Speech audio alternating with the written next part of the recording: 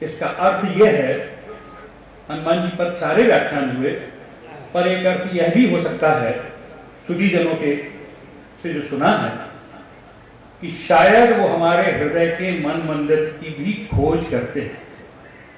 और ये अनुसंधान यात्रा ना केवल त्रेता युग की है, आज भी है। और आपने देखा होगा कि जिनके मन मंदिर में, मन मंदिर जिनके वसम, उन्हें कहीं राम और सीता मिल जाते हैं, लक्ष्मण, उसकी फलश्रुति उन्हें तत्काल मिल जाती है। और यही हनुमान जी का उद्देश्य है। संसार पूरा शांति की खोज में है। ये शांति भौतिक दृष्टि से क्रय नहीं की जा सकती, ये सुंदरकांड बता देता है। इसलिए आप देखें कि तुलसीदास जी ने कनक कोट विचित्र मणिकृत सुंदरायतन अगना सारा वर्णन किया, लेकिन अंत में शुभारंभ में ही तुलसीदास जी ने कह दिया, यही लाग तुलसीदास इनकी कथा कछुत है कही, रघुवीर सर तीर्थ शरीर त्याग गति पहल। कहा कि इस भौतिक विकास के वर्णन में मैं नहीं उलझना चाहता और इनकी ज्यादा व्याख्या भी नहीं करना चाहता। तो मेरे ख्याल से ये जो हमारा पंचम पुष्प प्रभु को समर्पित करने का अवसर मिला है, ये हमारे शोधार्थियों ने, आदरणीय गुप्ता जी ने, उनके साथ आए हुए पूरे देश से जो विद्वान हैं, तुलसी मानस प्रतिष्ठान के सहयोग से,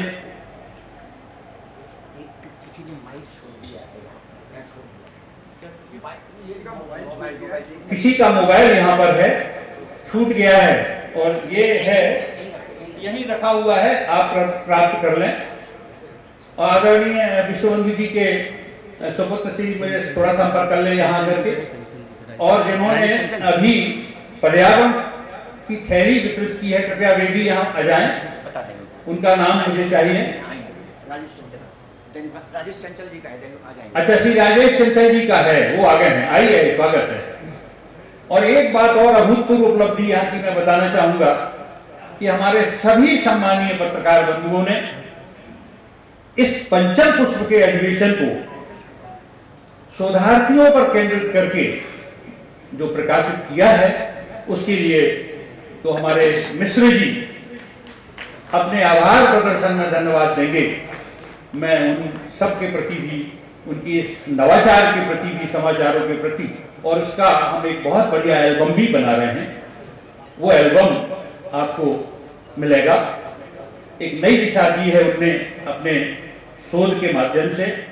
बहुत बहुत इस बात के लिए, क्योंकि ये बीच का संधि काल है, मैं चाहता था कि आपसे अपनी बात करूं।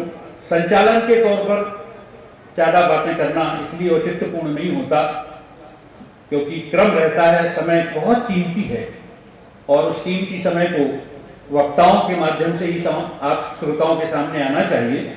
ये मेरी एक शैली रही है। और मैं जैसा देख रहा हूं कि हमारे बीच में हमारे विधानसभा अध्यक्ष आदरणीय गौतम जी पधार गए हैं।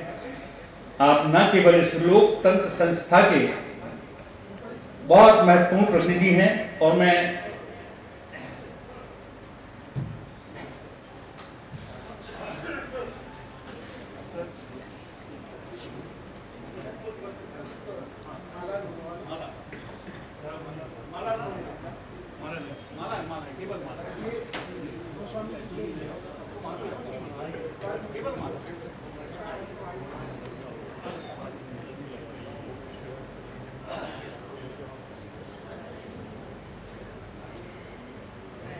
महर्षि वाल्मीकि के चित्र पर माल्यार्पण करते हुए हमारे विधानसभा के अध्यक्ष आदरणीय गिरीश गौतम जी, मैं आग्रह करूंगा श्री मनोज श्रीवास्तव जी से कि वे भी कृपया मंच पर पधारें। आदरणीय श्री रघुनंदन जी शर्मा तो आ ही गए हैं। मैं आग्रह करूंगा श्री ओम प्रकाश जी गुप्त से, जो ह्यूस्टन अमेरिका से हमारे बीच आए हैं 3 दिन से, बड़े रामानुराग के साथ यहाँ अपनी भावनाएं आप सबके माध्यम से प्रकट कर रहे हैं। मैं आग्रह करूंगा डॉक्टर राजेश श्रीवास्तव जी से कि वे मंच पर पधारें।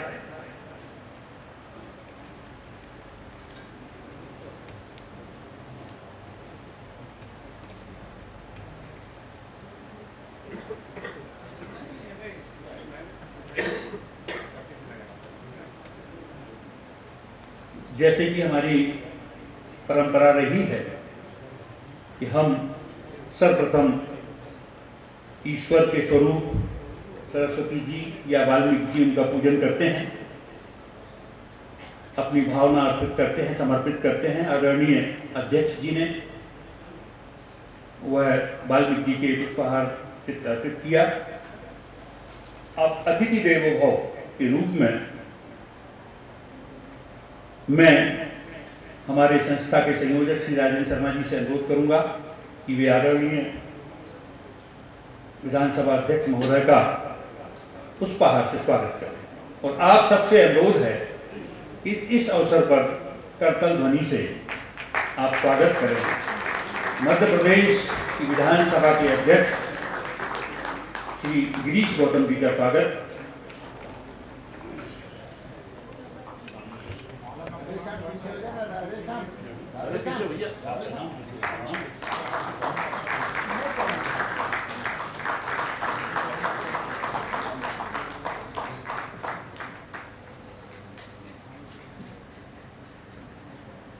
आदरणीय श्री मनोज श्रीवास्तव जी के स्वागत के लिए मैं कैलाश जोशी सचिव महोदय को अनुरोध करूंगा कि पुष्पहार से उनका स्वागत करें।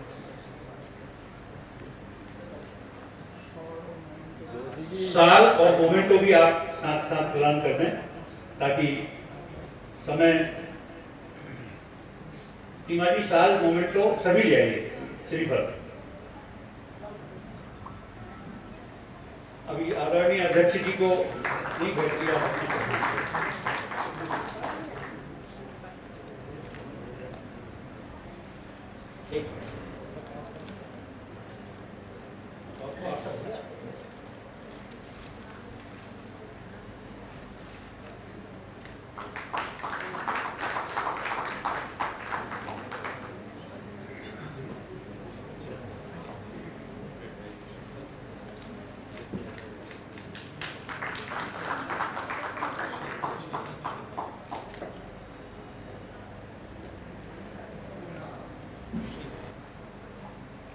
मैं ओम प्रकाश जी गुप्ता जी के स्वागत के लिए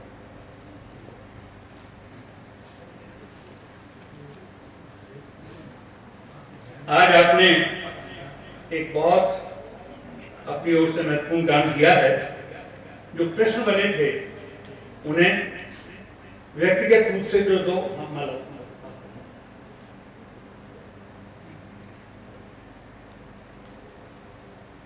जो 2 दिन तक सांस्कृतिक कार्यक्रम संपन्न हुए, उसमें जो 4-5 ग्रुप सम्मिलित हुए थे, प्रत्येक ग्रुप के लिए उन्होंने 5,000 रुपये अपने तरफ से देने की घोषणा की है ताकि बच्चों का प्रोत्साहन हो सके। इस प्रकार से उन्होंने 36,000 रुपये तुलसी मानस प्रतिष्ठान को दिए, वो सांस्कृतिक कार्यक्रम में भाग लेने वालों के लिए। आइए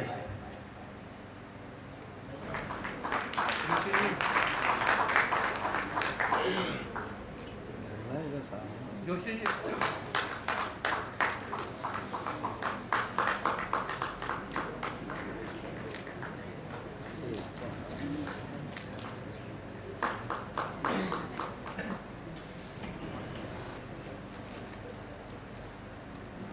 ये स्वागत इसलिए कि हमारी तीनों संस्थाओं के रूप में आज समापन समारोह है।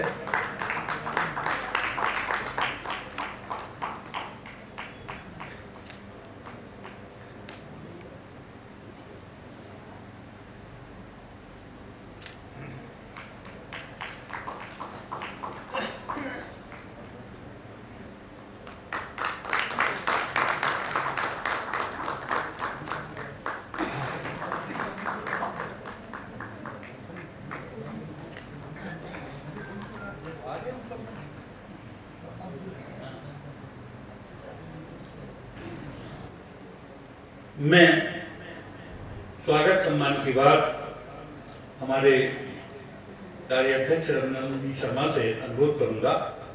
इस समापन की वेला में वे अपनी ओर से आप सबके सम्मान में अपना संबोधन दें। कार्याध्यक्ष तो आने वाले को भी लगता है कि क्यों नहीं आने दे रहे, तो हमने भी कहा कि गर्दन नीचे कर लो, इसी में सार है। परम आदरणीय विधानसभा अध्यक्ष महोदय सम्माननीय गिरीश गौतम जी, आदरणीय मनोज श्रीवास्तव जी, आदरणीय ओम प्रकाश गुप्ता जी, आदरणीय राजेश श्रीवास्तव जी, आज की कार्यक्रम की अध्यक्षता करने वाले डॉक्टर सुरेंद्र बिहारी गोस्वामी जो रास्ते में चल रहे हैं, उनका भी मैं रास्ते में ही शब्दों से उद्बोधन अभिनंदन कर देता हूं।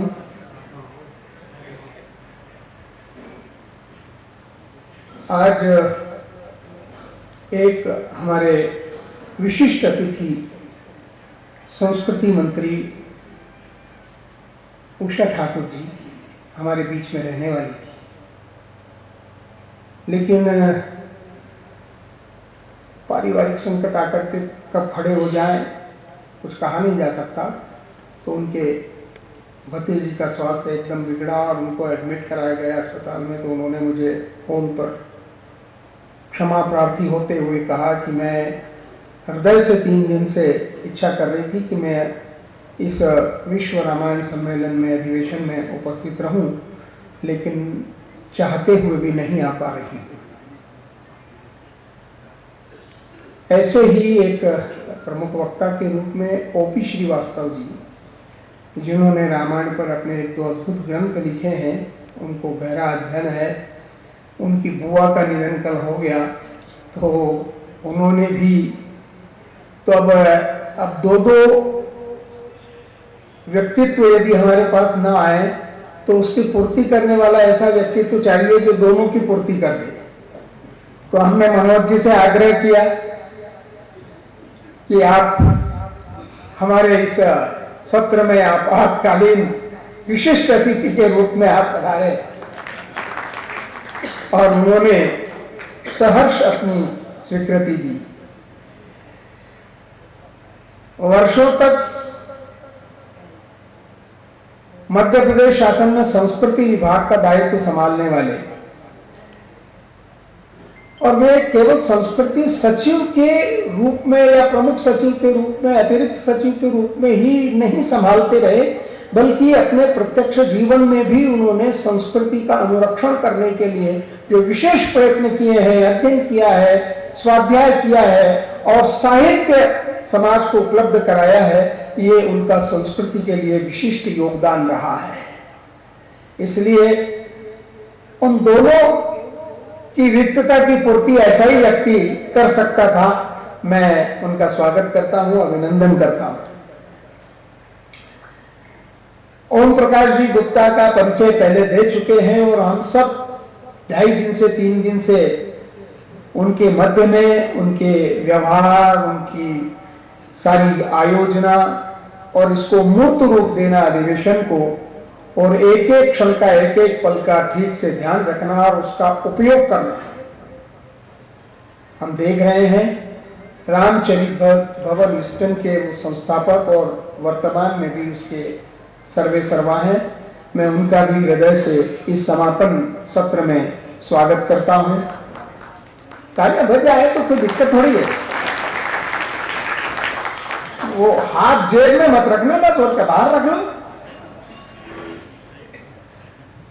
आदरणीय डॉक्टर राजेश जी हमारे बीच में हैं, और वे रामायण केंद्र के निर्देशक हैं। उनका भी 2 बार विभिन्न सत्रों में मैं परिचय दे चुका हूं। वे हमारे साथ उपलब्ध हैं। मैं 2 मिनट लेना चाहूंगा। आदरणीय अध्यक्ष जी, 2.5 दिन से अर्थात 17 तारीख से प्रातःकाल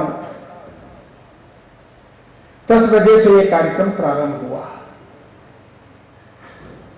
और मैं मेरे जीवन में अनेक बड़े बड़े कार्यक्रमों में सम्मिलित हुआ हूं। कल जैसा मैंने कहा था कि मैं अमेरिका के विश्व धर्म सम्मेलन में भी सम्मिलित हुआ, विश्व हिंदी सम्मेलन भी संपन्न होते हैं और जिसमें सरकारों का योगदान रहता है,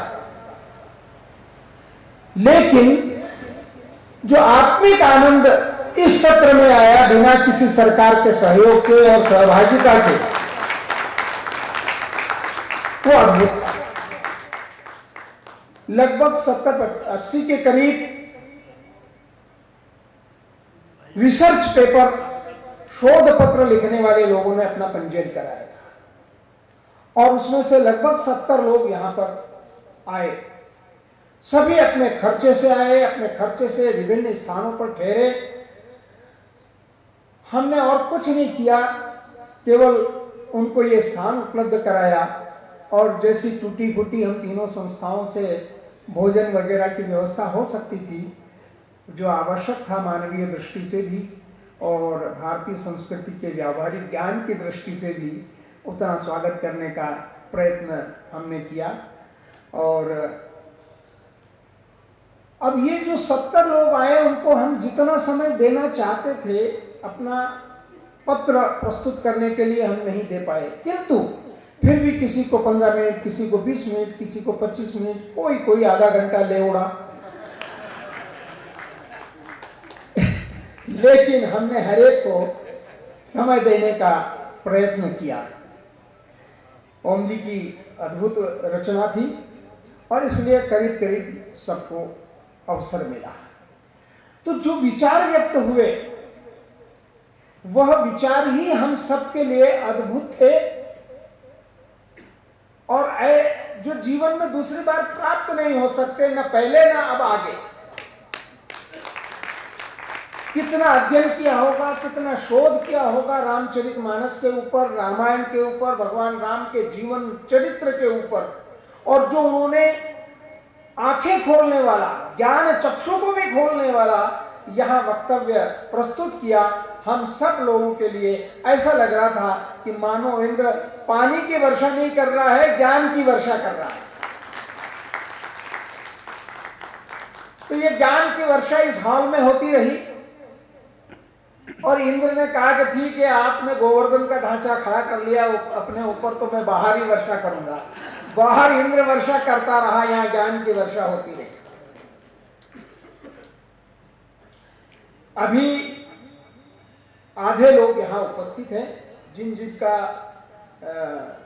शोध पत्र वाचन हो गया और जिनको जरूरी जाना था, वे लोग कल भी निकल गए, परसों शोध पत्र के बाद भी निकल गए, वरना 2 दिन तक ये हाल खचाखच भरा हुआ था।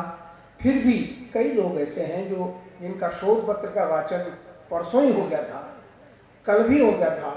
उन्होंने कहा कि हम समापन सत्र में रहेंगे और माननीय विधानसभा अध्यक्ष जी के विचार सुनने के बाद ही यहाँ से जाएंगे। आपके विचार सुनने के लिए ये 2.5 दिन से आंखें गड़ाए यहाँ बैठे हुए हैं और हमें मालूम है कि जो ज्ञान की गंगा यहाँ प्रवाहित हुई है, उस ज्ञान की गंगा में जिस शब्द रूपी जल का लोटा नहीं डला है, वो अब यहाँ उंडेला जाएगा। माननीय अध्यक्ष जी का भी भारतीय संस्कृति, अध्यात्म, धर्म और मानस के ऊपर गहन अध्ययन है, चिंतन है और उनके वक्तव्य देने की एक शैली है जो हम सबको प्रभावित करती है। और इसलिए जब बात आती है और मुझे कहा जाता है तो मेरी सीधी दृष्टि गिरीश जी पर जाती है कि मैं आपको ही आमंत्रित करूं।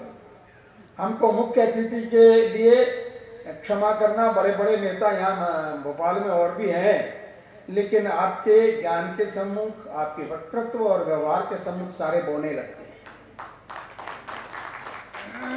और इसलिए जितनी सहजता और सरलता से हम आपको निमंत्रण देने चले जाते हैं, उससे ज्यादा सहजता और सरलता से हमारा निमंत्रण आप स्वीकार कर लेते हैं। ये हम लोगों के लिए बहुत ही संतोष की बात है। मन को बड़ा आनंद आता है। कभी उनके दरवाजे से हम खाली हाथ नहीं लौटे। हाँ उनका शब्द था और हम लेकर के ही लौटे कि हाँ वो आएंगे। ऐसे हमारे अध्यक्ष जी हैं। तो मैं इस सत्र के बारे में कह रहा हूँ कि ये 3 संस्थाओं ने मिलकर के ये रामचरित भवन ह्यूस्टन अमेरिका, जिसके प्रमुख आपके बगल में बैठे हैं, रामायण केंद्र के वो हैं, और तुलसी मानस प्रतिष्ठान का हम सब कई लोगों को यहाँ का दायित्व दिया हुआ है। हम सब मिलकर के काम करते हैं। राजेंद्र जी शर्मा, प्रभुदयाल जी मिश्र, हमारे कैलाश जी हैं, और भी यहाँ सारे लोग बैठे हुए हैं। वो सब मिल करके हम ये तुलसी मानस प्रतिष्ठान एक संस्था के रूप में और प्रभु को, राम को स्मरण करने के लिए समय समय पर विचारकों को, चिंतकों को, उपदेशकों को, प्रवचनकारों को बुलाते रहते हैं। और इस सभागृह में यह प्रवचन की धारा निरंतर बहती रहती है।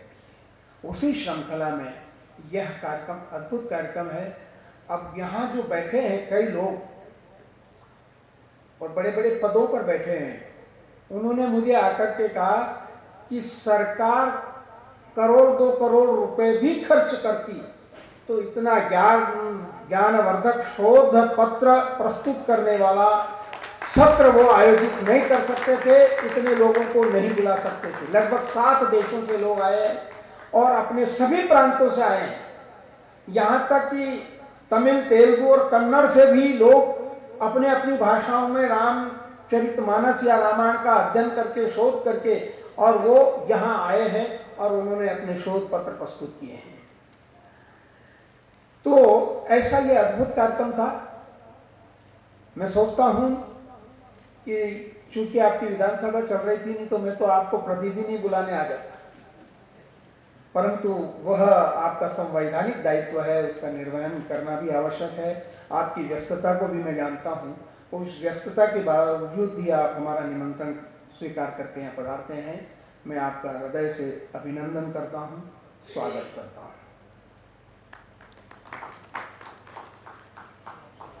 जैसा कि आपने आदरणीय रघुनंदन जी का संबोधन सुना, मैं बहुत संक्षिप्त में उनकी भाषण का सारांश एक लाइन में, सरकारी, और उसके आगे आप आ लगा दें तो असरकारी हो जाता है। यही बात, जनता जब जागृत होती है तब रामराज्य की स्थापना होती है, और जनता जब जागृत नहीं होती तो रामराज्य की स्थापना नहीं हो पाती। ये भरत जी ने सिद्ध किया। आइए हम आगे चलते हैं। मैं ऐसे एक सुपुत्र हैं हमारे बीच में, श्री अरुण गुप्ता, वो अपनी कृति भेंट करना चाहते हैं शोध केंद्र को। आइए, और सम्मानीय अतिथियों को आपसे अनुरोध है। हाँ, पिताजी श्री लक्ष्मी नारायण जी गुप्त, विश्वबंधु, बहुत प्रसिद्ध साहित्यकार, इनकी बहुत सारा कृतित्व है, 10 किताबें हैं, ये आप भेंट कर रहे हैं। और इन्होंने पर्यावरण संरक्षण पर भी एक कपड़े की थैली जो निर्मित की है, आदरणीय बल्लभ डोंगरे जी, आप भी आइए। सम्मानीय अतिथियों को भी आप प्रति भेंट कर रहे हैं, दे दें। आप अपने पिता के प्रति बहुत श्रद्धा रखते हैं और उनके साहित्य को और उनकी स्मृति को सदा अक्षुण्ण बनाए रखना चाहते हैं। आपको बहुत बहुत साधुवाद, धन्यवाद। आदरणीय बल्लभ डोंगरे जी अपनी पर्यावरण सुरक्षा को लेकर के जो थैली है वो सम्मानीय अतिथियों को दे रहे हैं उनकी ओर से, और आप सबको भी वितरित की है उन्होंने। बहुत बहुत साधुवाद।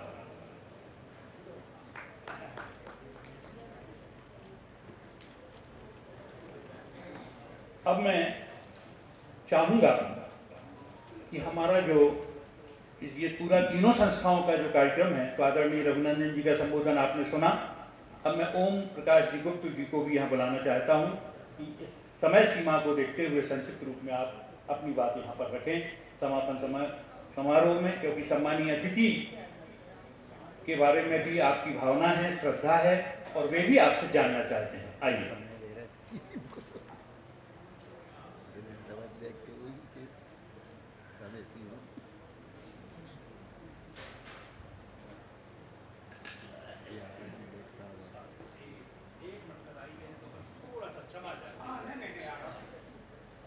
थोड़ा सा कार्यक्रम में उलटफेर हुआ है, आदरणीय गुप्ता जी से बहुत क्षमा। बहुत तेज भी हैं पर विनम्र भी हैं, लक्ष्मण जैसा स्वभाव है। मैं दांगी जी से अनुरोध करूंगा, चले गए, आदरणीय सुशीला जी से मैं अनुरोध करूंगा कि आए और आज के हमारे कार्यक्रम के जो अध्यक्ष हैं आदरणीय सुरेंद्र बिहारी गोस्वामी जी, उनको पुष्प गुच्छ बैठकर उनका स्वागत करें। चले गए अभी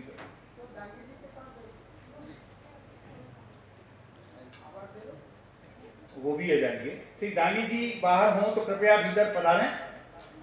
आइए दीदी।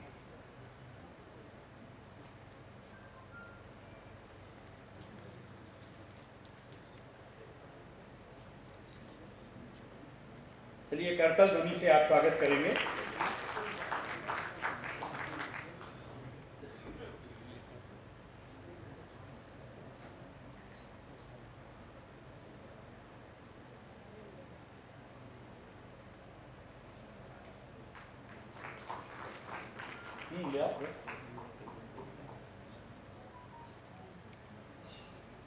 शायद दामी जी कहीं निकल गए,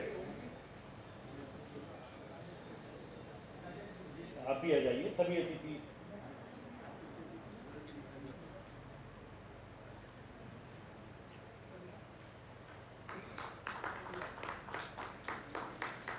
भगवान श्री राम का चित्त मोमेंटो के रूप में, प्रतीक के रूप में, इस अधिवेशन की याद के रूप में आदरणीय गोस्वामी जी को और पुनः क्षमा याचना के साथ श्री ओम प्रकाश जी गुप्त जी को आमंत्रित करते।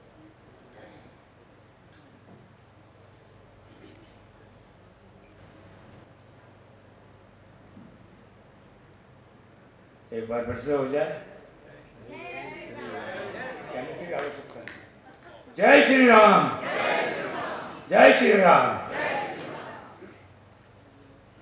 मंचासीन महानुभावों को मेरा सादर प्रणाम, आप सबका स्वागत।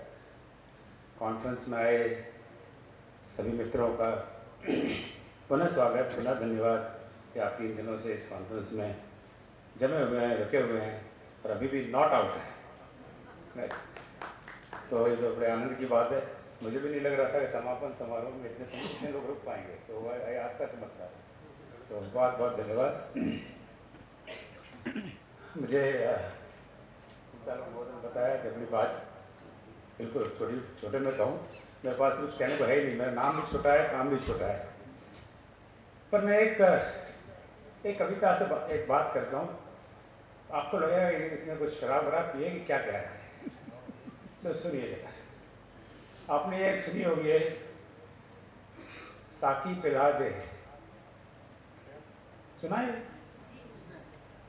आगे की क्या पंक्ति है? हाँ, ये सब को याद है, तो उसी को मैं गाऊंगा। ये क्या बात है, राम भवन में साकी और पैमाने की क्या बात है? साकी पिला दे आज मुझको, इस जहां को भूल जाऊं, होकर नशीला तुझमें साकी, रंज और गम को भूल जाऊं। दुनिया ने मुझको धोखा दिया, दुनिया ने मुझको धोखा दिया, अपने भी गैरों से बने, अब घर बार मेरा कोई नहीं, अपना पराया भूल जाऊं, अपना पराया भूल जाऊं। दौलत कमाई खूब मैंने, ये झूठ बोल रहा हूं वैसे, दौलत कमाई खूब मैंने, मेहनत मशक्कत खूब की, काम मेरे कुछ भी ना आए, घर बार अपना भूल जाऊं। अब अंतिम 2 पंक्तियां आप ध्यान से सुनिएगा। साकी कौन है? मेरा साकी राम राजा, मेरा साकी राम राजा, नशे में उसके डुबाए हो। मेरा साकी राम राजा, नशे में उसके डुबाए हो। भक्ति मद में चूर होकर खुद ब खुद को भूल जाऊं, भक्ति मद में चूर होकर खुद ब खुद को भूल जाऊं। जय श्री राम, जय श्री राम, जय श्री राम। मैं तुलसी मानस प्रतिष्ठान को हार्दिक हार्दिक हार्दिक धन्यवाद देता हूँ, आभार प्रकट करता हूँ। आदरणीय श्री रघुनंदन शर्मा जगह अत्यंत ऋणी हूँ, उन्होंने हमें इस 5वें अधिवेशन के लिए ये अवसर दिया कि हम इस पवित्र भूमि पर, मानस प्रतिष्ठान पर इस अधिवेशन का आयोजन कर सके। सर बहुत बहुत धन्यवाद सर। आप सब वक्ता लोग देश विदेश से, भारत के हर कोने से, गुवाहाटी से लेकर गुजरात तक, रुड़की, गोरखपुर से लेकर बेंगलोर तक यहाँ पधारे। जैसे आदरणीय शर्मा जी बता चुके हैं, सब अपने अपने खर्चे पे आए हैं, सब अपने अपने खर्चे से अपने होटलों में रह रहे हैं। और ये बहुत बड़ी बात है कि रामायण में इतनी रुचि है कि आप इतना त्याग देने को तैयार हैं। आप में से जिन्होंने सेशन चेयर की सेवा प्रदान की, उनका मैं विशेष ऋणी हूँ कि उन्हीं के बदौलत सारे सत्र बड़े समय से चल चुके। हमने कोई, जैसे आदरणीय शर्मा जी ने बताया, कोई हमने सरकारी अनुदान या कोई कॉर्पोरेट फंडिंग के लिए हाथ नहीं कर रहा है, पर फिर भी रामतीर्थ भवन से जुड़े कई मित्रों ने कहा कि हम इसमें कुछ सेवा देना चाहते हैं। तो कुछ लोगों ने, आप लोगों ने स्पॉन्सर की, उनका मैं फिर से, मैंने पहले नाम शायद नहीं बताया, सरस्वती और राम मलिक यूएसए में हमारे बड़े मित्र हैं, वो यहाँ आए नहीं, तो वो हमेशा इस तरह के अनुष्ठान में अपना सहयोग देते हैं। स्मिता लदावला जी यहाँ बैठी हुई हैं, इन्होंने जो बेस्ट पेपर अवार्ड्स थे उनको स्पॉन्सर की। आचार्य ओम नीरज जी आप यहाँ बैठे हुए हैं, इनका भी स्पॉन्सर है। उषा लक्ष्मी नारायण मेहरा जो आए हुए थे एक दिन के लिए, उन्हें अपने स्वास्थ्य की वजह से जाना पड़ा। सतीश अग्रवाल मुंबई में, वो अपने स्वास्थ्य की वजह से नहीं आ सके, फिर भी उन्होंने सहायता की। आर्य करुणा पांडे जी यहाँ बैठी हुई हैं, आप बैठी हुई हैं, इन्होंने भी सहायता की। और माया बंसल जी यूएसए में। It is not the question of the amount में भी हम लोग गैलरी की बात सुन चुके हैं, कल इस पर चर्चा भी हुई थी। It is the feeling. इन सब ने अपनी गाढ़ी कमाई से जो भी इनको लगा उचित, उससे हमारी सहायता की, इसके लिए बहुत आभारी है। और हमारा उद्देश्य यही है कि इस तरह के अधिवेशन चलते रहें, हमारे अपनी कमाई से, अपनी मेहनत से, हम किसी कॉर्पोरेट से, गवर्नमेंट से, पब्लिक सेक्टर से उस पर डिपेंडेंट नहीं रहे। उनको बड़े बड़े काम करने हैं, सरकार को उनकी बहुत जिम्मेदारियाँ हैं, उनको अपनी जिम्मेदारी निभाना चाहिए। ये हमारी जिम्मेदारी है, ये हमारी सामूहिक जिम्मेदारी है, इसे हमें निभाना है। श्री रामचंद्र भवन एक ऐसी संस्था है जो सबके लिए ओपन संस्था है। It's open window, anybody can come any time, join any activity. इस अधिवेशन में जो प्रस्तुत हुए प्रपत्र, तो उसके लिए open to everybody, no exceptions. ये नहीं कि कोई बहुत बड़े जाने माने वक्ता, जाने माने पंडित वही आएंगे, वही पढ़ेंगे। उनका स्वागत है और वो आए हैं, पर इस अधिवेशन में कई ऐसे वक्ता हैं जो पहली बार जीवन में उन्होंने कोई प्रेजेंटेशन दिया, पहली बार, फर्स्ट टाइम इन लाइफ। यहाँ पे 14 वर्ष की बालिका से लेकर 82 साल के बुजुर्ग वक्ता हमें देखने को मिले हैं। मैं तो चाहता हूँ कि इस तरह का अधिवेशन चलता रहे, प्रभु ने चाहा तो अनंत काल तक चलता रहे। हम तो रहें ना रहें, पर ये अधिवेशन चलता रहे। अब अपनी बात को बस एक दो लाइनों से बोलकर समाप्त करता हूँ। राम अनंत हरि कथा अनंता, कहते बाबा तुलसी, हम नहीं कहते, तुलसीदास जी कहते हैं। राम अनंत हरि कथा अनंता, कहते बाबा तुलसी, शत शत उनको नमन, माता जिनकी हुसी, माता जिनकी हुसी। बाबा तुलसी की प्रतिमा तुलसी मानस भवन में है। अगर आपने ना देखी हो तो ये बहुत बड़ा पाप होगा। आप अवश्य देखें, दर्शन करें, उनको नमन करें। आज उनकी वजह से हम यहाँ पर हैं। अगर तुलसी बाबा ना होते तो हमें रामायण को कुछ पता भी नहीं चलेगा रामायण कैसे। करता वंदन रघुनंदन को, अब इसमें रघुनंदन कौन है आप सोच लीजिए, दो रघुनंदन है। करता वंदन रघुनंदन को, जोड़ो दोनों हाथ, जोड़ो दोनों हाथ। अधिवेशन संपन्न हुआ, कृपा करी रघुनाथ। अधिवेशन संपन्न हुआ, कृपा करी रघुनाथ। और ये अंतिम में, अधिवेशन हो बार बार, अधिवेशन हो बार बार, मात यही है इच्छा। अधिवेशन हो बार बार, मात्र यही इच्छा। कृपा करें सीतापति, कृपा करें सीतापुरी, सीतापति, मांगू तुमसे भिक्षा, मांगू तुमसे भिक्षा। जय श्री राम। बहुत बहुत धन्यवाद, बहुत बहुत धन्यवाद।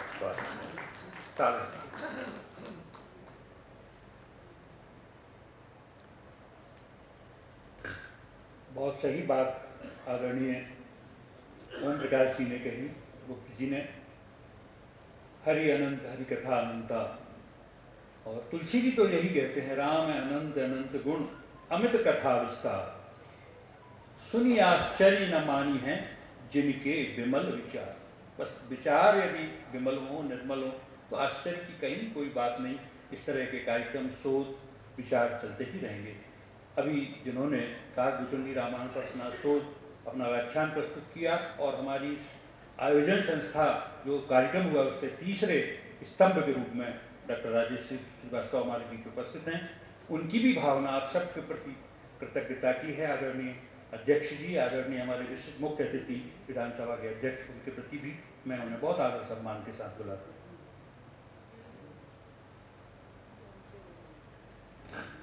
जय श्री सीताराम जी की। रामायण अधिवेशन के इस समापन सत्र में आप सभी का एक बार स्वागत। मंच पर विराजित आज के हमारे कार्यक्रम के मुख्य अतिथि परम श्रद्धेय गौतम जी, जिनको देखने पर ही आपको अभी लग रहा होगा कि कुछ वर्षा होने वाली है। मैं पहली बार उनको बहुत निकट से देख रहा हूँ, इसलिए बहुत मेरे मन में उत्साह भी है। कार्यक्रम की अध्यक्षता कर रहे हैं हमारे बड़े भाई डॉक्टर सुरेंद्र हरि गोस्वामी जी, कथा के मर्मज्ञ हैं और अद्भुत व्याख्यान करते हैं, आपको भी हम सुनेंगे। मंच पर विराजित आदरणीय रघुनंदन शर्मा जी, श्री मनोज श्रीवास्तव जी, ओम प्रकाश गुप्ता जी, और सामने बैठे हुए सभी विद्वजन जो दूर दूर प्रांतों से यहाँ पर पधारे हैं, और आपके ज्ञान से ये पूरा सभा भवन आज बहुत समृद्ध हुआ है। मैं अधिक नहीं बोलूँगा क्योंकि हमें आदरणीय को सुनना है, लेकिन एक दो बातें जो मन में उद्गार मेरे आ रहे हैं। अभी थोड़ी देर पहले ही मैं काफ़ी कुछ बोल चुका हूँ। तुलसी मानस प्रतिष्ठान में दो तीन चीज़ें इस बार विशेष आकर्षण की हैं। एक तो आप वाल्मीकि जी की जो मूर्ति देख रहे हैं, ये अद्भुत है, क्योंकि इस तरह की परंपराएं हमारे यहाँ नहीं रहती कि हम अधिवेशन में किस तरह से शुरुआत करते हैं। तो ये शर्मा जी की एक बहुत बड़ी परिकल्पना थी जो इसको साकार होते हुए देखा, और आपको आश्चर्य होगा, मैं साक्षी हूँ। ये मुझे लगता है 3 या 4 दिन पहले ही इनके मन में विचार आया और ये साकार भी हुई। कैसे हुई? प्रभु जी का चमत्कार है। एक बहुत बड़ी जो परियोजना है जो तुलसी मानस प्रतिष्ठान की, जो फलीभूत जल्दी हो जाए। मैं तो हमारे अतिथि जी से भी निवेदन करूंगा कि कुछ इस पर विचार करें। एक बड़ा सा राम संग्रहालय का विचार बन चुका है आदरणीय शर्मा जी के नेतृत्व में, और हम चाहते हैं कि मानस भवन में एक ऐसा संग्रहालय हो जो जिससे पूरी दुनिया याद रखे, और उसमें राम से और रामायण से संबंधित सारी चीज़ें, सारी विधाएं उसमें देखने को मिलें, क्योंकि सब कुछ है, उसको समेटने की ज़रूरत है। समुद्र है, समुद्र में सारे हीरे मोती भरे हैं, उनको चुनने की, छांटने की आवश्यकता है। आप सब वो लोग हैं जो अपने अपने क्षेत्र की उन विशेषताओं को अपने पास रखते हैं। यहाँ पर बड़ा समृद्ध समाज यहाँ पर उपस्थित है, क्योंकि मैं व्यक्तिगत रूप से बहुत सारे लोगों को जानता हूँ जो बहुत बहुत काम करने वाले लोग हैं, सारे के सारे सूर्य हैं, और मैं तो एक छोटा सा दीपक हूँ। और मुझसे कहा गया कि आपके बारे में कहूँ तो मैं कुछ कह नहीं सकता, क्योंकि आपकी जो चीज़ें हैं उनको समझना और उन पर उनको एकत्र करना, उसमें भी अद्भुत आनंद है। तो मैं पुनः जो बाहर से लोग आए हैं उनका भी धन्यवाद ज्ञापित करता हूँ, और हमारे परम श्रद्धेय मुख्य अतिथि महोदय का विशेष आभारी इसलिए हूँ आयोजन समिति की ओर से कि आपके आगमन से इस आयोजन को पूर्णता मिली। क्योंकि हमने जब आयोजन का निश्चित किया था तो सबसे पहले आदरणीय शर्मा जी ने कहा था कि हम आपको बुलाएंगे, और हम तो चाहते थे कि आप उद्घाटन सत्र में रहें, लेकिन क्योंकि विधानसभा की व्यवस्थाएं हम सब जानते हैं, लेकिन आपने कृपा की और आप पधारे हैं, तो आपका बहुत बहुत स्वागत, अभिनंदन, और सभी को एक बार साधुवाद। जय श्री राम जी। सभी को भी सुनने में बार बार आप सुने तो सुनते ही रहे, और सुनने की और श्रवण की इस परंपरा के अध्ययन की अद्भुतता धनी मैं उनसे बहुत ज़्यादा समय न लेती हूँ। विनम्रतापूर्वक आग्रह करता हूँ कि समापन सत्र की संध्या में भी अपना शुभकामना संदेश दें, नई दिशा दें, ताकि आगामी समय में भी ये इस तरह के शोध अध्याय आगे बढ़ते रहें। धन्यवाद। श्री मनोज श्रीवास्तव जी, जो लोकतंत्र के मंदिर के शिखर पुरुष हैं, और मुझे यूँ याद करना चाहिए कि अभी चैत्र का माह है। चैत्र माह के प्रथम दिन राम का राज्याभिषेक हुआ था, और यदि आपने वाल्मीकि रामायण की अयोध्या कांड का दूसरा सर्ग पढ़ें तो आपको पता लगेगा कि वो जो राम का राज्याभिषेक, या राम का जो कहना चाहिए युवराज के पद का जो अभिषेक था, वो पूरी तरह से लोकतांत्रिक पद्धति से हुआ था। यानी उसमें विभिन्न नगरों और जनपदों के जो प्रमुख थे वो सभासद के रूप में इकट्ठे हुए थे और उसमें दरीक्षित जी ने पूछा था कि, बल्कि उन्होंने राम के अवगुण गिनाने चाहे थे और लोगों पे छोड़ा था, तब जाके राम का निर्वाचन हुआ था। तो कई लोग हैं, शेल्डन पोलक जैसे लोग अमेरिका में, जो बैठ के ये कहते रहते हैं कि राम तो जो है वो तो तानाशाही का प्रतिनिधित्व करते हैं, उनको जो है वाल्मीकि रामायण पढ़नी चाहिए। जिस तरह से लोकतांत्रिक निर्वाचन के साथ जो है राम जो है वो युवराज बने थे, उसी लोकतंत्र के जो प्रतिनिधि के रूप में आज हमारे बीच में गिरीश रतन जी हैं, मैं उनका बहुत स्वागत करता हूँ।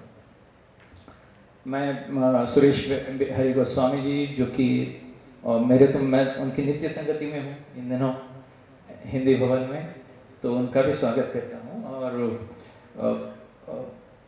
ह्यूस्टन को अभी तक जो है हम लोग हाउडी मोदी के रूप में जानते थे, लेकिन आज के इस कार्यक्रम के बाद जो है मेरा ख्याल है कि इस कार्यक्रम के सारे प्रतिभागी लोग जो हैं ह्यूस्टन को ओम गुप्ता जी के नाम से भी जाने। रघुनंदन शर्मा जी तो उनका क्या कहूँ, मैं उनका नाम देता हूँ तो राम ही याद आते हैं, और उनकी जितना पूरा परिश्रम है उसको मैं इतने समय से देखता भी रहा हूँ। जो ये अंतर्राष्ट्रीय रामायण अधिवेशन है, तो राम की जो अंतर्राष्ट्रीयता है उस पर भी कभी कभी मेरा ध्यान जाता है। इसलिए भी जाता है कि मेरा खुद का जन्म जो है रामनवमी पर हुआ, और कभी आप देखिए रोम जो है उसका स्थापना दिवस जो है वो क्या है, रामनवमी है। वो उसकी अंतर्राष्ट्रीयता जो है राम की यदि हमें देखना हो तो यूं पता लगेगी कि रोम में आज की यानी रामनवमी के दिन जो है कोई भी मांसाहार नहीं चलता। वहाँ जो है आप यदि इटली का नक्शा देखें तो उसमें एक तरफ जो है रोम है और उसके ठीक डायगोनली जो है सामने वो रावणा नाम का नगर है, जो पुनः उसकी याद दिलाता है। और वहाँ एट्रुस्कन की सभ्यता जो है उसके जो अवशेष वहाँ पे पाए गए हैं और उसकी गुफाओं में जो देखा गया है, तो पूरी राम कथा अंकित है। तो मैं बाली गया था, तो बाली में मैंने देखा 70 नगर थे ऐसे या कस्बे थे जो बाली यानी मैं आयरलैंड गया था, आयरलैंड में ऐसे 70 नगर थे, वो कस्बे थे जो कि बाली के नाम से शुरू होते थे। बलीपुरम भी था उसमें, बाली नगरम भी था, बालीपुरम भी था। तो मैंने पूछा उनसे कि आपके यहाँ क्या बाली का कोई विशेष अर्थ होता है क्या, और यदि होता भी है तो ये पुरम और नगरम कैसे जुड़े हुए हैं।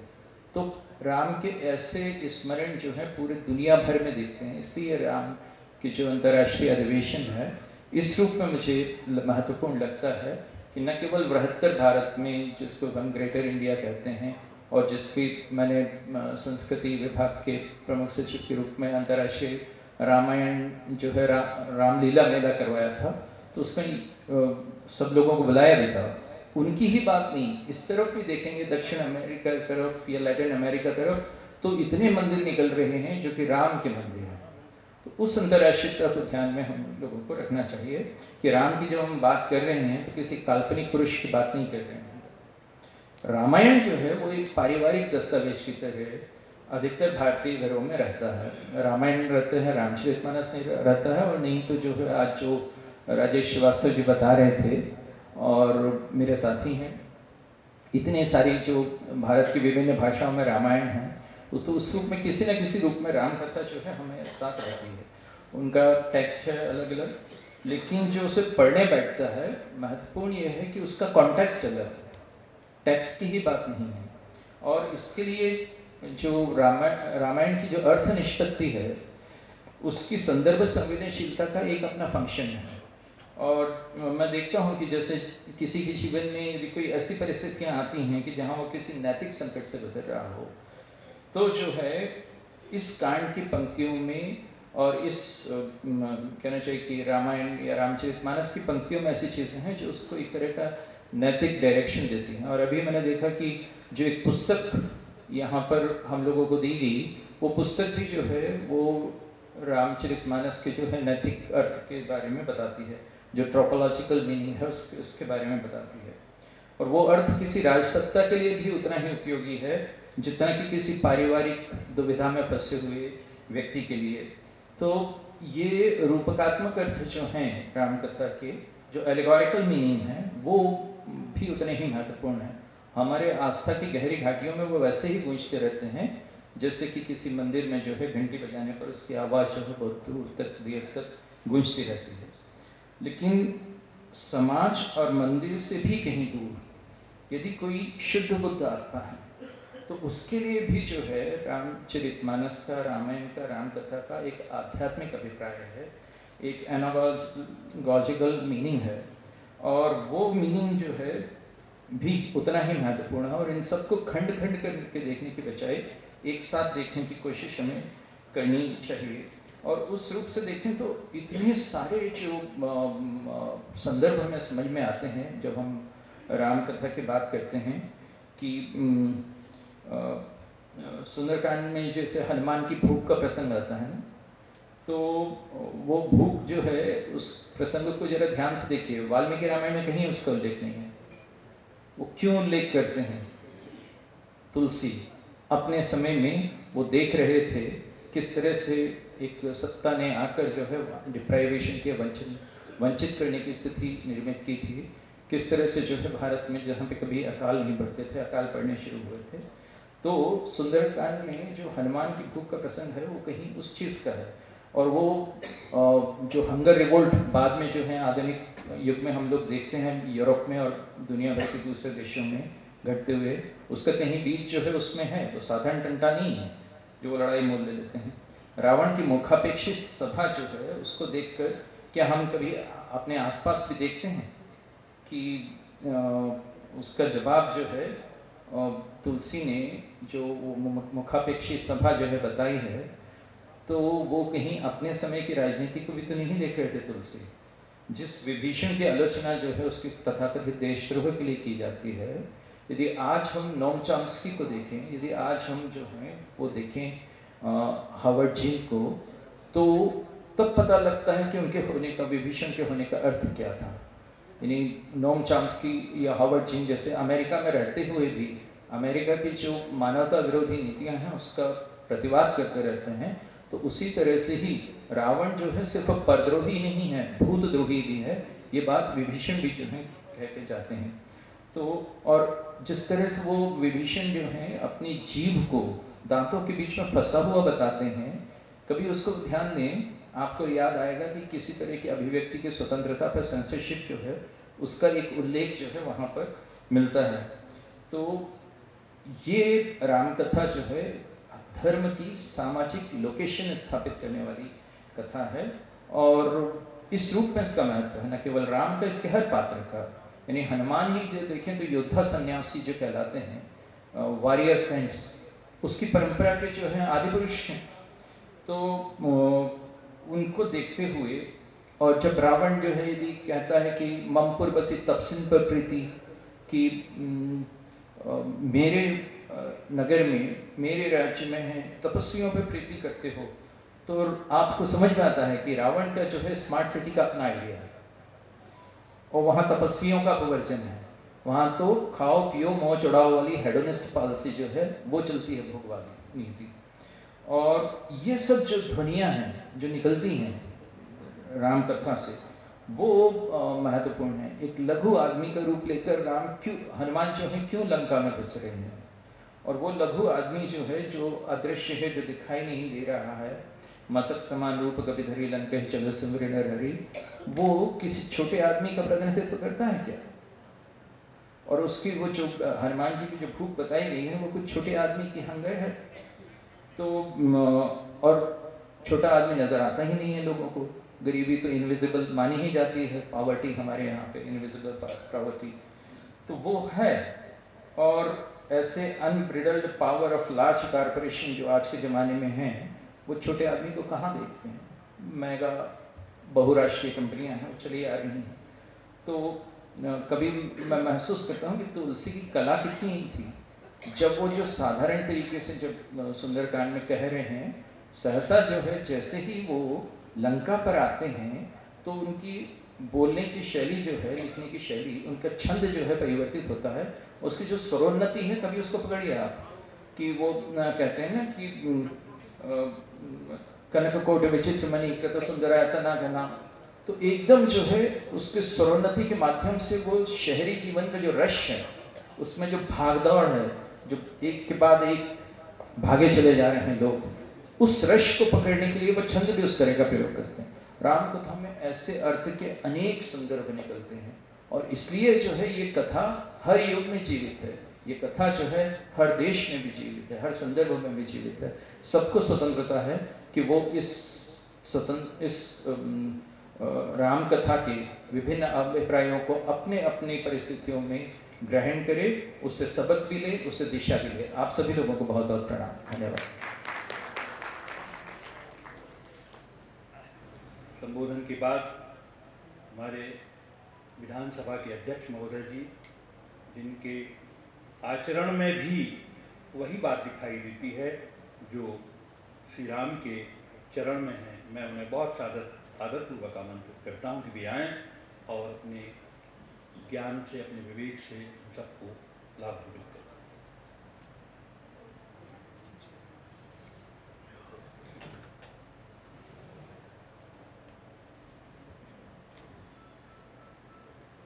रामायण अधिवेशन के समापन अवसर पर मंच पर विराजमान हमारे कथावाचक में मरवत जी, हमारे गोस्वामी जी, ओम प्रकाश जी, राजेश जी, हमारे साथ जो प्रशासनिक अधिकारी के रूप में काम कर रहे थे मनोज जी, और ख़ासतौर पर जिनके आदेश का मैं उल्लंघन नहीं कर पाता, हमारे बड़े भाई रघुनंदन जी, हमारे सामने राजेंद्र जी पत्रकार बैठे, यहाँ उपस्थित सभी हमारे भाइयों बहनों, और रघुनंदन जी मेरी थोड़ा ज़्यादा हमको लगता तारीफ कर रहे थे, तो मुझे ऐसा लग रहा था कि इसमें विद्वता की उस स्तर पर मैं नहीं हूँ, और उनका स्नेह ऐसा है कि हमको उसी स्वरूप में देखना चाहते, इसलिए इस तरह की बात वो कर रहे थे।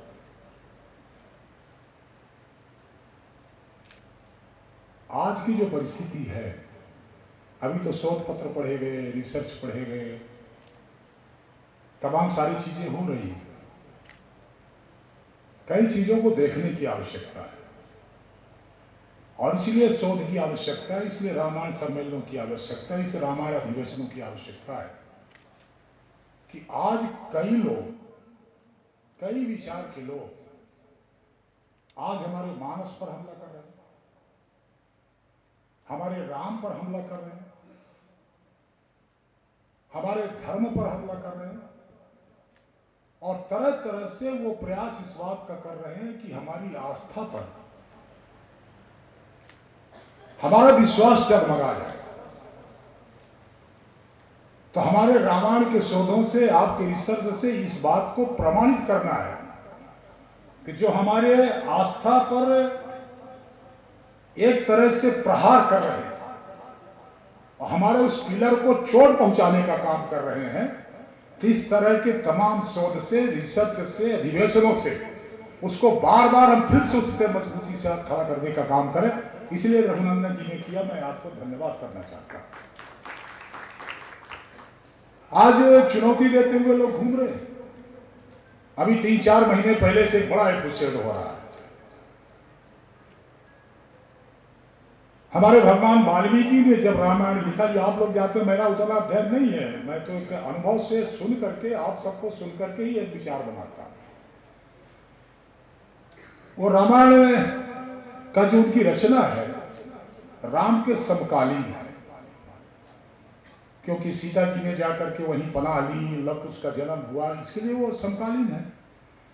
पर भगवान तुलसी ने जब रामचरितमानस की रचना की, वो समकालीन नहीं थे। और मैं ऐसा समझता हूं कि रामचरितमानस की जो रचना हुई, जो तुलसीदास जी ने की, उसको जनभाषा में किया और बाद में उसे जनबोली में बदल दिया। और आज मैं तो कई बार आश्चर्यचकित रह जाता हूं कि जो गांव के भीतर अक्षर ज्ञान जिसको नहीं है, वो भी तबीयत से मानस गाता हुआ मिलता है। इसका मतलब वो जनबोली भी चला गया। और हमारे रामचरितमानस में है क्या? नहीं, हम लोग राजनीति करने वाले लोग हैं। प्रकृति के बारे में, राजनीति के बारे में, स्वास्थ्य के बारे में, वातावरण के बारे में, किस बारे में रामचरितमानस में नहीं लिखा हुआ है? ऐसे कौन से तत्व हैं जिसके बारे में तुलसीदास जी ने नहीं लिखा हो? प्रकृति के बारे में नहीं लिखा, स्वास्थ्य के बारे में नहीं लिखा, राजनीति के बारे में नहीं लिखा। यदि राजनीति के बारे में नहीं सोचा होता तो शायद ये पंक्ति नहीं लिखते कि सचिव वैद्य गुरु तीन जन प्रभु बोले प्रिय बोले भयास और राज धर्म तन तीन के हो देंगे ही नाथ। शायद ये नहीं लिखते हो, ये नहीं लिखते हो। और मैं आज भी कहता हूं रघुनंदन, एक सेकुलरिज्म का ताना बाना लेकर खड़े हो लोग कर कहते हैं कि धर्म के आधार पर राजनीति नहीं हो। मैं भी कहता हूं हम लोकतांत्रिक व्यवस्था में रहते हैं। और इस तरह की बात उठाने वालों को कहना चाहता हूं, जिस संविधान की शपथ लेकर के तुम विधानसभा में जाते हो, मंत्रिमंडल में तुम करते हो, कभी इस बात का तुमने विचार किया कि जो हमारा हस्तलिखित संविधान है उसके प्रथम अध्याय के प्रथम स्थान में किसकी चित्र लगा हुआ? भगवान राम का, सीता का, लक्ष्मण का लगा हुआ। कभी देखा उसको? सवाल उठाने वालों से पूछना चाहता हूं, बार बार सवाल उठाएंगे। मैं भी कहता हूं कि राजनीति को धर्म पर मत लागू करो, धर्म को राजनीति पर लागू मत करो। तो धर्म आधारित राजनीति न मत करो, पर धर्म आधारित नीतिगत राज हो, उसमें क्या तकलीफ है? जो धर्म आधारित नीति और धर्म कैसा? तुलसीदास जी ने कहा है, परित सरसी धर्म नहीं भाई, क्या कह के चले गए लोग। इसलिए ऐसे शोधों से, ऐसे अध्ययनों से लगातार मैं जो आग्रह करना चाहता, शायद मैं शोध नहीं कर सकता, मैं रिसर्च नहीं कर सकता, उसमें व्याख्या भी नहीं कर सकता, इस तरह के आपकी तरह से मर्मज्ञ भी नहीं हुआ प्रवचन के भीतर, परंतु आग्रह आपसे जरूर कर सकता कि आज हमारे समाज में जो आस्था पर हमारा विश्वास है उसको जो डगमाने का लोग प्रयास कर रहे हैं, उसको मजबूती के साथ और मजबूत करने की आवश्यकता, आज जरूरत इस बात की। मैं कई बार कहता हूं रघुनंदन जी, हमने अपने पर विश्वास ही नहीं किया।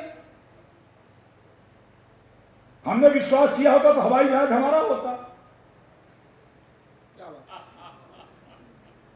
फिर वो यूरोपियन वैज्ञानिक का हवाई जहाज नहीं होता, राइट मिलर का नहीं होता, हमारा होता। हमने उस दिशा में विश्वास ही नहीं किया। हमने टीवी पर विश्वास नहीं किया। महाभारत में साक्षात टीवी का मतलब क्या हुआ? घटना कहीं हो रही, सामने देख रहे हो आप, वही तो टीवी है। संजय को टीवी के रूप में वर्णित कर दिया। उतनी बड़ी घटना दूर से देख करके सारी बात धृतराष्ट्र को बता रहे हैं। हमने उस पर विश्वास नहीं किया। हमने आकाशवाणी पर विश्वास नहीं किया।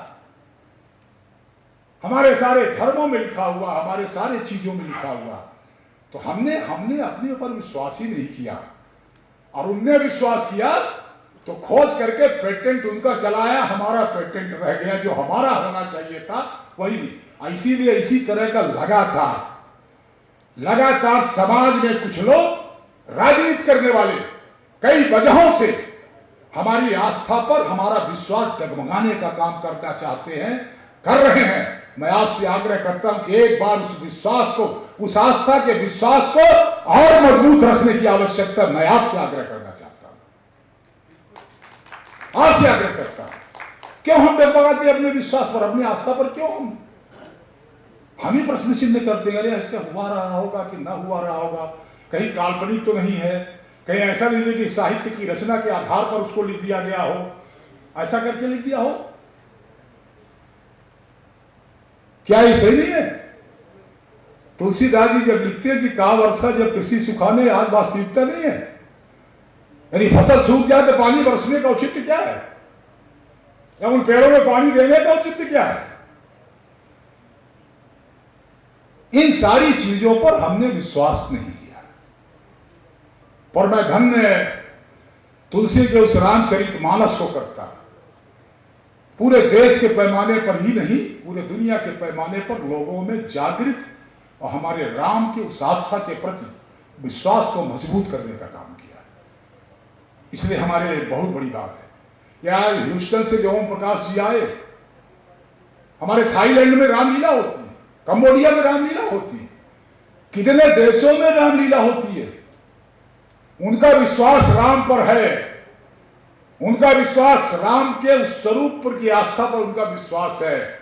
हम राम की जन्मस्थली में रहने वाले लोग हम ही विश्वास पर डगमगा रहे हैं, वहां ज्यादा वो लोग कर रहे हैं, और वो इसलिए है कि बार बार हमारे ऊपर हमला हो रहा है। वैचारिक तौर पर हमारे, एक तरह से ये कहना चाहिए कि हमारे विचार पर हमला करके हमारी वैचारिक दृढ़ता को कमजोर करने का प्रयास किया जा रहा है। और उनकी संख्या एक नहीं है राजन जी, न जाने कितने कोणों से, किस नाम से मैं उसका लूं या मैं उसका करूं तो कई कोण आएंगे जिस कोण से करना चाहते हैं, और सबका कुल मिलाकर के केवल एक ही उद्देश्य है कि राजनीति में सफलता कैसे प्राप्त करें। राजनीतिक सफलता के लिए इस तरह के तमाम अनर्गल प्रचार किए जाते हैं, उसको हमको समझने की आवश्यकता है, हमको भी समझने की आवश्यकता है। और इसीलिए मैं हमारे रघुनंदन जी को, हमारे बड़े भाई को मैं इस बात का धन्यवाद देता हूं, कोई इस बात का प्रयास करते हो। मैं कहता हो सकता है कि काफी लोग नहीं आते हो, कोई फर्क नहीं पड़ता इससे, क्योंकि सब बुझे हुए दिए प्रकाश स्पीकर से जलता हुआ दिया ही प्रकाश कर सकता है, हमेशा इतना याद रखना। एक के भी वाणी से निकल रहा है तो वही बहुत है हमारे लिए।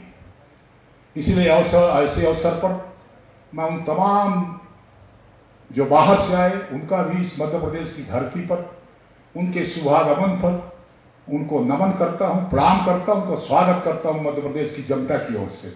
और एक बार फिर से धन्यवाद करते हुए खासतौर पर आप सबको, क्योंकि समापन अवसर में जैसा वो कह रहे थे कोई बैठता उठता नहीं है, समापन मतलब कि समाप्त, और खासतौर पर जब मुख्य अतिथि बोलता है तब तो कोई रह ही नहीं जाता है। और उसके बाद में देख रहा था कि जब मैं बोलने के लिए खड़ा हुआ तो बाहर से 2-4 लोग आ रहे थे, तो मुझे प्रसन्नता हुई। आप सबको मैं कोर्ट से धन्यवाद करते हुए, एक बार प्रणाम करते हुए, और मैं ईश्वर से प्रार्थना करता हूं कि हम जय सीताराम बोलते रहें। बहुत बहुत धन्यवाद। जय हिंद।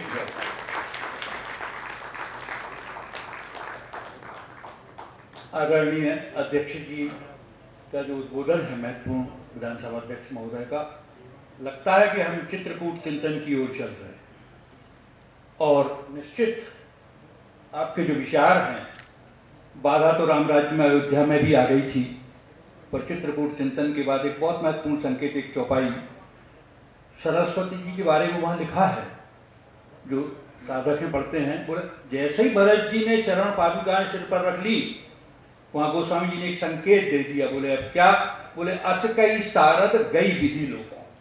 सरस्वती जी अपने लोक चली गई, मानो राम राज्य की स्थापना रावण युद्ध बाद में होगा, पर भरत और भरत जैसा चिंतन जो आज ह्यूस्टन और इन तीनों संस्थाओं के द्वारा किया है, निश्चित ये वैचारिक अभियान हमें उस सफलता की ओर ले जाएगा। और सबको अपने बीच में रखने के लिए महान विद्वान हमारे बीच उपस्थित हैं, गोस्वामी जी जो भागवताचार्य भी हैं, मैं उनको आमंत्रित करता हूँ, कृपया हैं और वो हमारे इस कार्यक्रम के अध्यक्ष भी।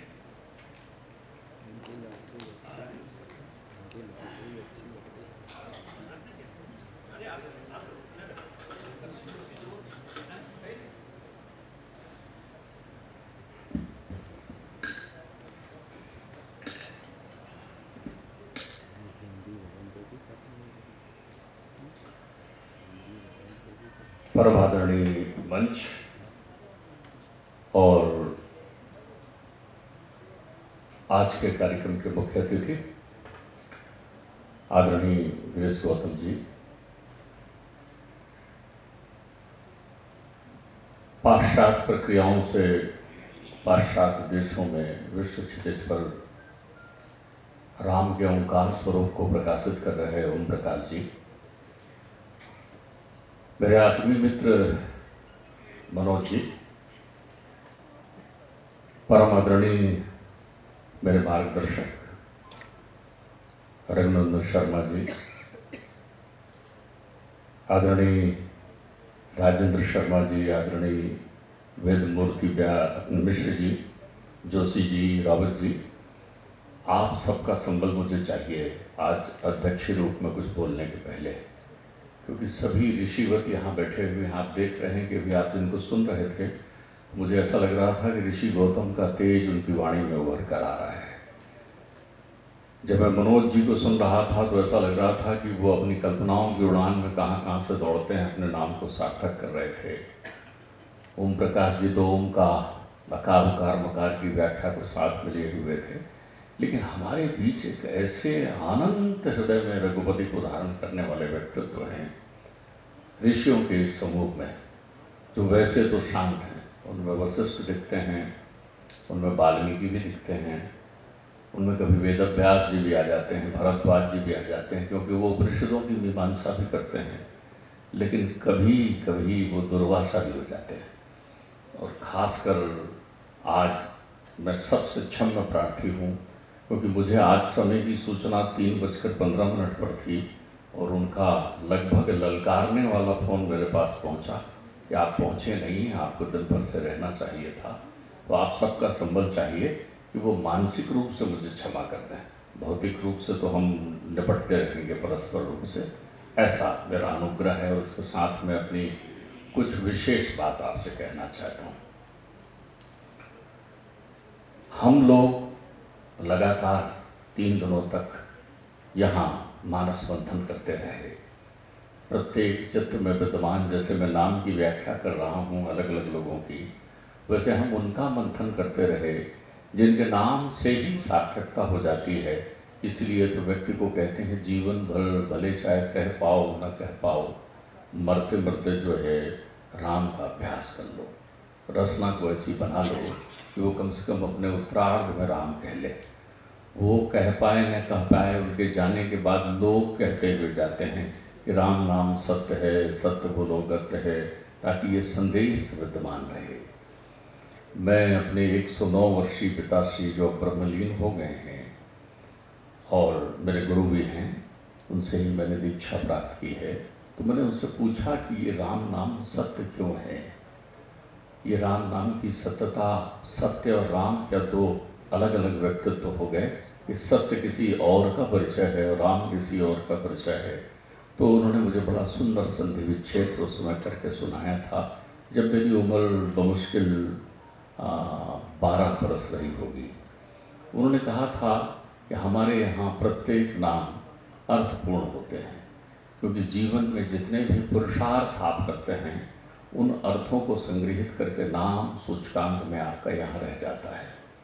तो उन्होंने राम की व्याख्या करते हुए कहा, रा धन आ, माँ धन छोटा आ, रा धन बड़ा आ, माँ धन छोटा आ। वो कहने लगे रा से रवि, सूर्यवंश में इसलिए उनका परिचय दिया जाता है, रा से रवि, जो रवि के आदि में था, मध्य में है और अंत में रहेगा, वो राम है। जब सूर्य नहीं था तब भी जो था, सूर्य है तब भी जो है, और सूर्य जब नहीं रहेगा तब भी जो रहेगा, वो अनंत नाम राम है। अब समस्या ये है कि राम कह देना पर्याप्त है, लेकिन हम उन लोगों के ऊपर भी चिंता कर रहे हैं। आदरणीय गौतम जी ने अभी बहुत अच्छा जवाब उन लोगों के लिए दिया, आपका ये प्रयत्न भी यहाँ है, जिनके चिंतन करते हुए हम सोचते हैं कि भाई ये ऐसा कैसे अनर्गल प्रलाप कर रहे हैं, ये ऐसा कैसे कह रहे हैं, ये इनके कृत्य ऐसे कैसे चल रहे हैं। ये हमारी चिंता की विषय वस्तु है। वो लोग आज बैठे हुए अपने आप को परम माधुरित मान कर बैठ गए हैं, क्योंकि वो कहते हैं कि राम के समय में पेट्रोल के भाव का कोई उल्लेख नहीं मिलता, वहाँ उन्हें रेलगाड़ियाँ नहीं दिखाई पड़ती, तो वो अपने आप को संपूर्ण विकसित मान लेते हैं। वो जो कुकर सुकर की तरह विकास के प्रारंभिक चरण में हैं। राम जब थे तब तो वहाँ पुष्पक यान आकर बात करता था। जब वो शंभू की खोज में निकले वाल्मीकि रामायण में, तो पुष्पक यान का केवल स्मरण किया तो पुष्पक यान आ गया और बाहर से आवाज़ लगाने का लगा कि परमेश्वर, मैं तो आपके पास ही रहता हूँ, आपने मुझे सौभाग्य दिया, चलिए किस ओर चलना है। यान ऐसे होते थे जिनकी व्याख्या उन्होंने की है। तो अब समस्या ये उत्पन्न हो गई कि हम उन लोगों के संबंध में चिंता कर रहे हैं जिनके सभी प्रकार के नेत्र हैं नहीं। हम प्रयास कर रहे हैं कि कौन सा ऐसा चश्मा उनको पहना दें कि जिससे उनको दिखने लग जाए। लेकिन ध्यान रखिएगा, जब तक आपके नेत्र अच्छे नहीं होंगे तब तक आप न तो राम को देख सकते हैं, न सुन सकते हैं, न समझ सकते हैं, क्योंकि ये नेत्र श्रोत्र द्वार भी साथ में लेकर आते हैं। बाबा इसकी चिंता रखते हैं। बाबा इसके संबंध में कहते हैं, वो कहते हैं, अज्ञा को विद अंध अभागी और काई विषय मुकुर मन लागी, और लंपट कपटी कुटिल विशेषी, और सपने संत सभा नहीं देखी। कितने नेत्र हैं देखिए, अज्ञ हैं, ज्ञान रूपी नेत्र नहीं है। मिश्रा जी, ज्ञान रूपी नेत्र नहीं है, अज्ञ। अकोविद, शास्त्र रूपी नेत्र भी उनके पास नहीं है, कुछ नहीं जानते, पन्ना भी नहीं पलटा है उन्हें, वो पलटा तो उन्हें दिखाई नहीं पड़ता ना कि लिखा क्या है। अंध, ध्यान रख लीजिए, मोहांध हैं, आसक्ति उनमें इतनी अधिक हो गई है कि मोह ने उनके जो निरासक्ति विरक्ति रूपी नेत्र है, वैराग्य रूपी, वो भी बंद कर रखे हैं। और अभागी हैं, भाग्यवान है नहीं, क्योंकि भाग्यवान पुरुष उतने में ही संतुष्ट हो जाता है। यहाँ दुर्गम मानसम देही देही नाम क्षण मंगुरा, तुर्याम लवे ना पिचाना स्वर्ग ना पुनर्भवम, भगवत संगी संघर्षा मृत्यु नाम के बताशि। भाग्यवान पुरुष तो वहाँ पीछे बैठकर नृत्य कर रहा होगा। यहाँ आज जहाँ राम का संकीर्तन हो रहा है वहाँ मुझे बैठने मिला, आज मेरी वाणी से राम निकला, इन सब से वो मुक्त है। तो ऐसा व्यक्ति क्या है? लंपट कपटी है, कुटिल है। बाबा बड़े सावधान होकर इन्होंने एक बहुत अच्छी बात कही गौतम जी ने। गौतम जी ने कहा वो समकालीन नहीं है, लेकिन प्रत्येक रोम रोम में उनका वास हो गया है वो स्वामी जी का। उनके मानस में प्रत्येक चित्त का हरण किया है। जबकि समकालीन वाल्मीकि जी हैं जो बैठे हैं वहां, वाल्मीकि जी प्रत्यक्षता उस काल में विद्यमान है। तो ऐसा क्या हुआ? उन्होंने सबसे पहले परमात्मा से अपनी दृष्टि मांगी। मैं सुन रहा था कल भी वक्ताओं को, वो बार बार इस बात के लिए कह रहे थे कि भवानी शंकरों बंधों श्रद्धा विश्वास रूपणों, वो श्रद्धा और विश्वास को परिभाषित कर रहे थे कि जे श्रद्धा संबल रहित और नहीं संतन को साथ, और तिनको मानस अगमती जिन्हें प्रिय रघुनाथ।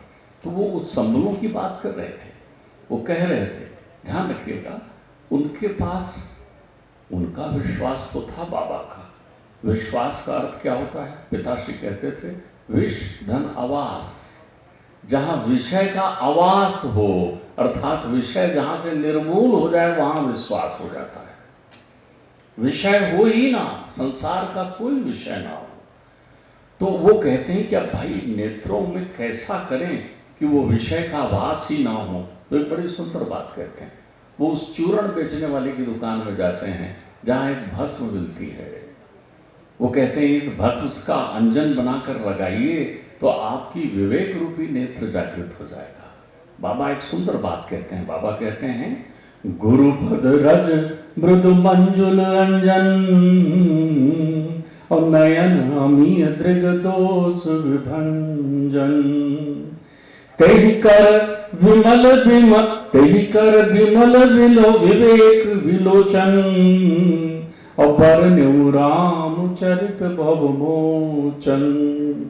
वो अपने गुरु के पास जाते हैं, उनके चरणों का रज प्राप्त करते हैं, प्राप्त करके जो है उसका अंजन बनाकर आंखों में लगाते हैं, तो उन्हें विवेक यानी ज्ञान रूपी नेत्र मिल जाते हैं। तो वो बालकंड पार कर लेते हैं। इससे ज्ञान रूपी नेत्र मिल जाने से वो श्रृंगार की भी व्याख्या कर लेते हैं, वो परमात्मा के बाल स्वरूप के भी दर्शन कर लेते हैं उन विवेक रूपी नेत्रों से। लेकिन अब समस्या उत्पन्न हो गई है कि वैराग्य रूपी नेत्र कहाँ हैं? बाबा देख रहे हैं कि अब तो परमात्मा निकल गए हैं वनवास की ओर। बार बार लोग कहते हैं कि हनुमान चालीसा पढ़ें, हनुमान चालीसा पढ़ें। मैं इस अर्थ को समझ नहीं पाया था। और हनुमान चालीसा में तो लिखा ही है, भूत पिशाच निकट नहीं आवे। उस पिशाच को भी मैं नहीं समझ पाता था। पिताजी ने दोहा मुझसे कहा, कहीं सुनई अस हदम जे ग्रसस जो मोह पिशाच और पाखंडी हर पद विमुख जानत झूठ न साच। पिशाच वो है तो उस पिशाच के लिए क्या हनुमान चालीसा पढ़ें? क्यों पढ़ें? हनुमान चालीसा में एक अद्भुत शक्ति है। अयोध्या कांड की शुरुआत करते समय बाबा कहते हैं, श्री गुरु चरण सरोज रज, श्री गुरु चरण सरोज रज, और निज मन मुकुर विकार। श्री गुरु चरण सरोज रज, निज मन मुकुर सुधारी, और बरनेऊ रघुबर विमल यस, जोदायक फल चार। तो बाबा केवल एक चतुराई कहते हैं, भैया तुम गुरु के चरण रज को लेकर गुरु के निज मन मुकुर सुधारे। हम दूसरों को बहुत देखते हैं, उन अंधों की ओर हमारा ध्यान जाता है। घर में खेलता हुआ बालक शालिग्राम की गुटैया को लेकर फेंक देता है, अब तो शोर नहीं करते हैं ना, क्योंकि वो अबोध होता है। तो आपको भ्रम है कि ये बोध वाले हैं जो आलोचना कर रहे हैं, ये अबोध से भी नीचे स्तर के लोग हैं। इनके प्रति ये आपको दिखाई कैसे पड़ते हैं, ये आपको सुनाई कैसे पड़ते हैं? आपकी साधना में ये कहाँ से आ जाते हैं? ये तो लंपट कपटी कुटिल विशेषी हैं। आप अपनी साधना का ध्यान करिए, अपने चिंतन का ध्यान करिए। ध्यान रखिए, भाव सागर से पार होना है तो भाव सागर में डूबे रहिए, क्योंकि मेरी भक्ति भी जहाँ से प्रकट होती है तो वो भाव से ही प्रकट होती है। द्रवित होते रहिए, द्रवित करते रहिए, क्योंकि जब तक आप द्रवित नहीं होंगे, उत्पन्ने द्रवणे सा, भक्ति कहती है मैं द्रवित होने से उत्पन्न होता हूँ। द्रवित होने से ही परमात्मा की कृपा मिलती है। तो जैसे ही आप द्रवित होंगे, प्रेम रस में नहा लेंगे। धो लिया, पोंछ लिया, अंजन कर लिया, अब साफ तो करिए। कौन से जल से साफ करिए? तो वो कहते हैं परमेश्वर रसानाम मनस्या प्रेरिता एतन प्रेमा प्रेमत्वम प्रवीदंति मनीषा। परमात्मा के नाम रूपी रस में स्नान करते रहिए। बोलने दीजिए, ये लंपट हैं, ये कपटी हैं, ये कुटिल हैं, ये अंधे हैं, ये अभागी हैं, इनके जीवन में कोई विकल्प नहीं है। ये तो आसमान में थूक कर लोगों को चेहरा दिखाते हैं कि देखो मैंने थूक दिया, तो थूका कहाँ तुमने? जिनके मुख तुलसी निज कीरत चाहिए पर कीरत को खोए, और तिनके मुख मसी लागी हैं वो मिटाई न मारत होए। तो आप तो गुप्ता जी की तरह ऐसी यात्रा निकालते रहिए, रघुनंदन जी की तरह ऐसी ही प्रक्रियाओं में रमे रहिए, नहाते रहिए, भाव सागर में डूबते रहिए। मैं अपनी वाणी को विराम देने के पहले दो शब्द, क्योंकि गीता और कविता में लोग सुना रहे थे, तो मैं भी आपको थोड़ा रस में भिगो देता हूँ। आप इसे ही अपने साथ ले जाइए। यही है राम कथा का सार, जो बिंदु जी ने कहा है। राम नाम अति मीठा है, राम नाम अति मीठा है, कोई गा के देख ले। आ जाते हैं राम कोई बुला के देख ले। राम नाम अति मीठा है, कोई गा के देख ले। आ जाते हैं राम कोई बुला के देख ले। जिस घर में अंधियार भरा, मेहमान कहाँ से आए? जिस घर में अंधियार भरा, मेहमान कहाँ से आए? और जिस मन में अभिमान भरा, भगवान कहाँ से आए? शीश दिए प्रभु मिलते, शीश दिए प्रभु मिलते, शीश झुका के देख ले। आ जाते हैं राम कोई बुला के देख ले। आधे नाम पे आ जाते, आधे आधे आधे आधे, उल्टे नाम पे आ जाते, आधे नाम पे आ जाते, हो कोई बुलाने वाला। आधे नाम पे आ जाते, हो कोई बुलाने वाला। बिक जाते हैं राम कोई हो मोल चुकाने वाला कोई जौहरी आकर, कोई जौहरी आकर मोल चुका के देख ले। आ जाते हैं राम कोई बुला के देख ले। राम नाम अति मीठा है कोई गा के देख ले। आ जाते हैं राम कोई बुला के देख ले।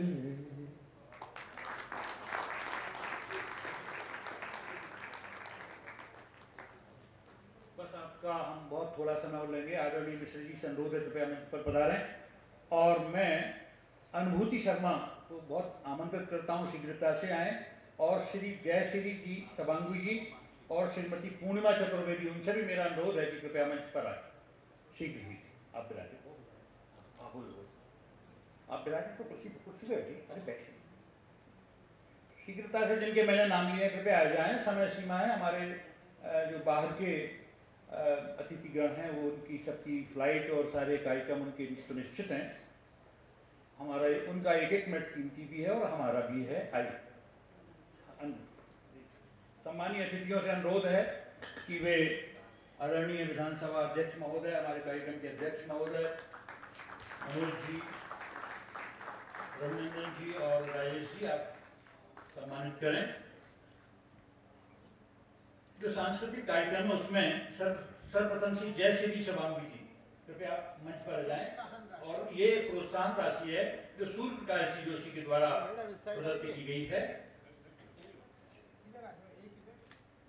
आदरणीय पूर्णिमा चतुर्वेदी आप भी आ जाइए, क्योंकि अच्छा एक बात चलिए, पूरे आपके प्रमाण पत्र और सब चीजें हम बाद में वितरित कर पाएंगे। आदरणीय पूर्णिमा चतुर्वेदी जी,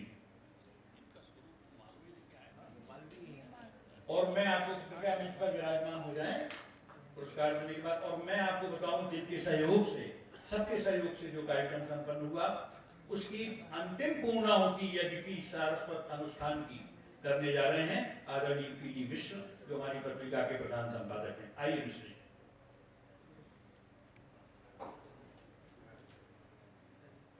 प्रणाम। कौशलेन्द्र पद कंज मंजुलौ कोमलावज महेश वंदितौ। हम उत्तरकांड की ओर जा रहे हैं और ये उत्तरकांड का श्लोक है रथोद्धता छंद में। नीरव जी बैठे हुए, आचार्य नीरव, ये आपने मानस के छंदों की, तुलसी के छंदों की व्याख्या की थी। और कौशलेन्द्र हमारे पहले सत्र में उपस्थित हुए थे। कौशलेन्द्र पद कंज मंजुलौ कोमलावज महेश वंदितौ।